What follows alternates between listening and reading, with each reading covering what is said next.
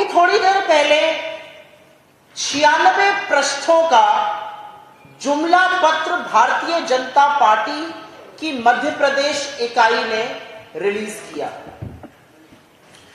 इसका नाम मोदी की गारंटी, भाजपा का भरोसा रखा गया है। लेकिन मोदी की गारंटी वाले इस घोषणा पत्र पर, इस जुमला पत्र पर मोदी जी ने हस्ताक्षर नहीं किया है।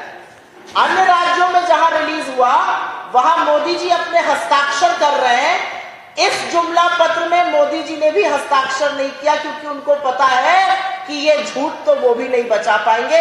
इतने जुमले हैं कि उन्होंने भी किनारा कस लिया और मामा जी को इसमें एक जगह हस्ताक्षर करने का मौका मिला।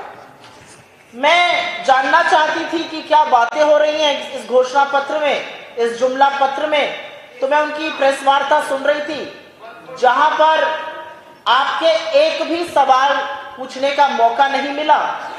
लेकिन ऐसा लग रहा था कि ये जुमला पत्र के आवरण का समारोह नहीं है, अनावरण का। ये कहीं पर शिवराज जी की विदाई का समारोह होता हुआ मुझे दिखा।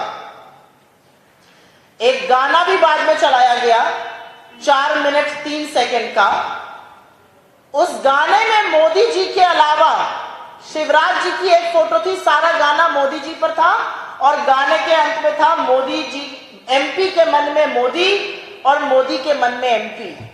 जब मैं शुरू में चुनाव में यहां आई थी तो सुनती थी भाजपा वाले कहते हैं एमपी के मन में मोदी, मोदी के मन में मामा, मामा जी फिर गायब। तो मामा जी का विदाई समारोह अच्छी तरीके से हुआ और एक बार और प्रतीत हुई कि हार का ठीकरा किसके सिर पर भाजपा में मध्य प्रदेश पर फोड़ा जाएगा। अब होड़ इस बात की मची हुई है।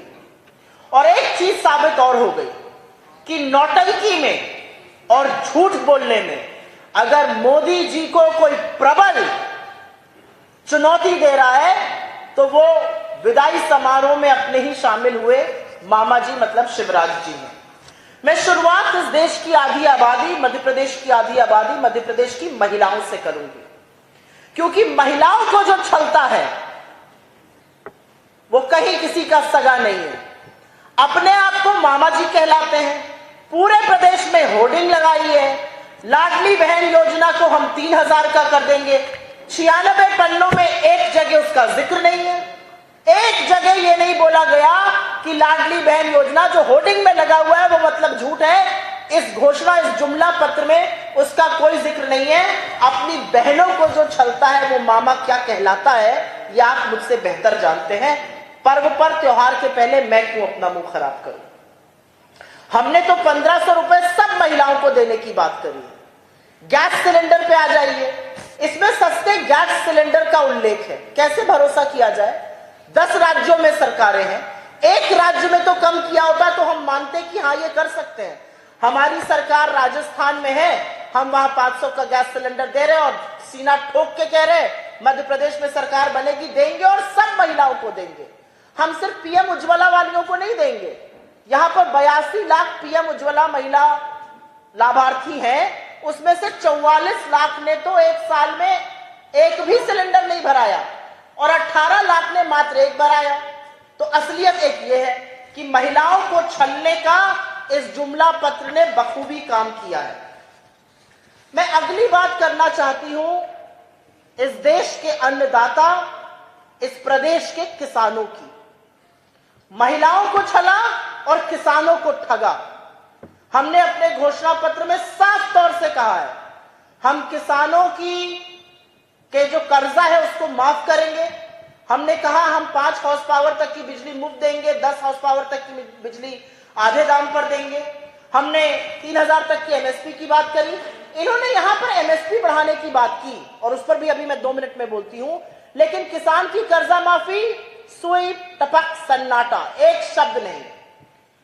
किसान की लिए कम बिजली दर, सुई पटक सन्नाटा, एक शब्द नहीं। और ज्यादा एमएसपी की बात किस मुंह से कर रहे हैं शिवराज जी और नरेंद्र मोदी जी?